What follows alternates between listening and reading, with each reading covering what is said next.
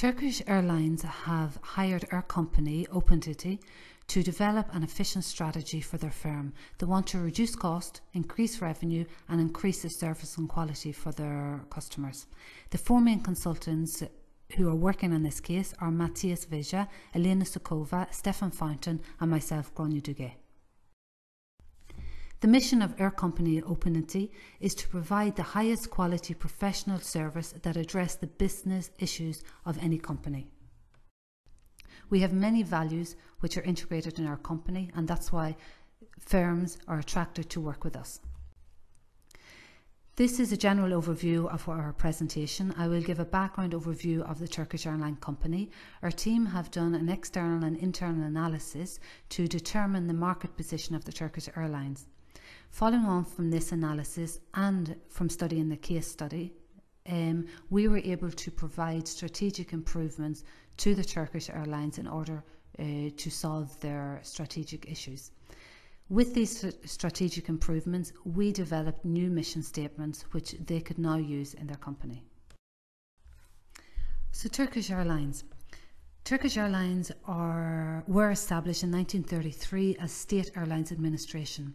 They're headquartered in Istanbul. They have two main hub locations. The main one is at Istanbul Ataturk Airport, and their second one is located beside Istanbul, and it's mainly used for domestic flights.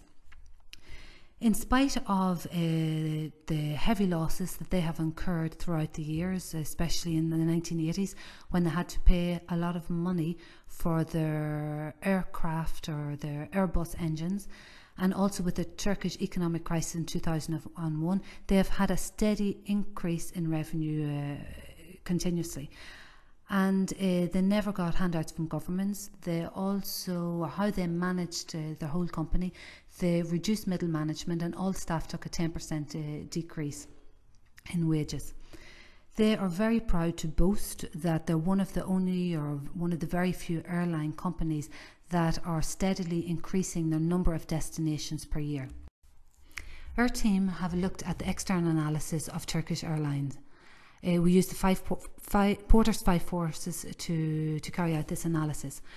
When we start, we look at the rivalry among industry. This is very high because there are multiple airline carriers, and this is characterized by price-sensitive customers. The airline industry is a cutthroat business.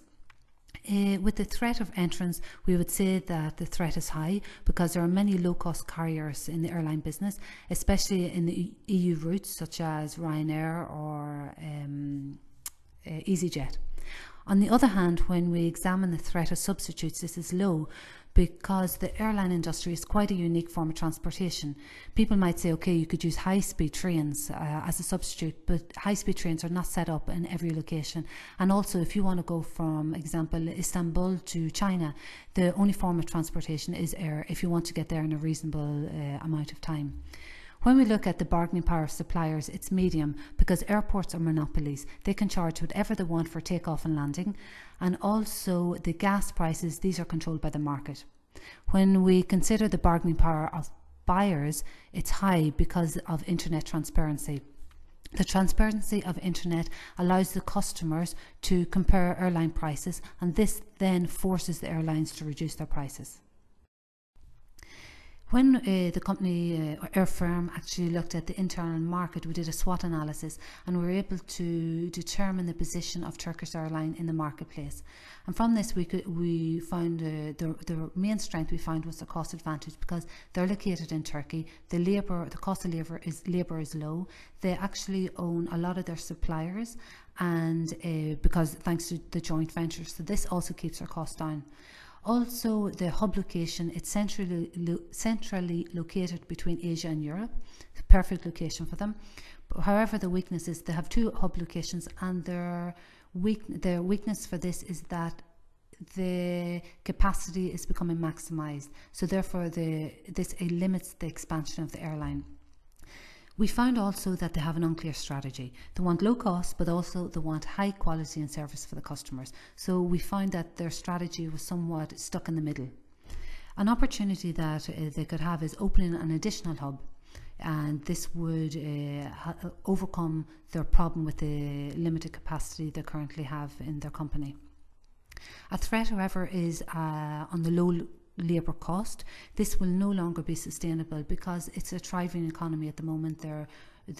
Turkey, so therefore the cost of labour is going to increase.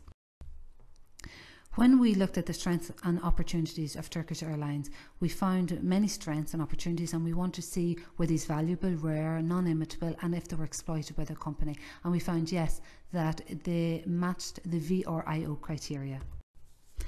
After completing the analysis, the internal and external analysis, our team came up with some improvements that Turkish Airlines could implement in their firm.